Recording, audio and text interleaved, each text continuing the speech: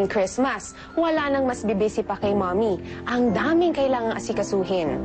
Kaya dapat, i-budget ang oras at ang cash. Pero para sa mga madiskarte, kayang-kayang pasayahin ang Pasko ng pamilya. Tunghayan natin ang diskarte ni Mommy sa kwentong ito.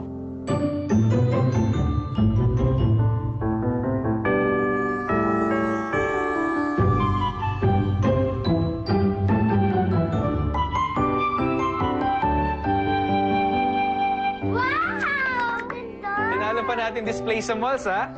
Wow, Ma! May dessert pa! Siyempre, ginawa ko yan.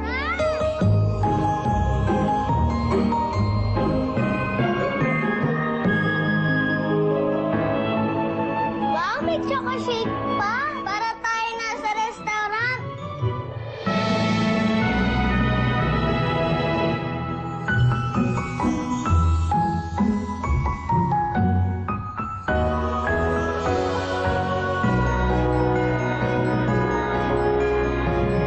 Wow! Si Mami, ngayon mo lang ginawa lahat to? Galing mo talaga, Ma! Kain na tayo para pwede na mag-dessert! Siya talaga ng Christmas! Sarap ng fruit salad! Ma, you're really an angel. Isang masaganang Pasko mula sa GMA at Angel Creme Densada.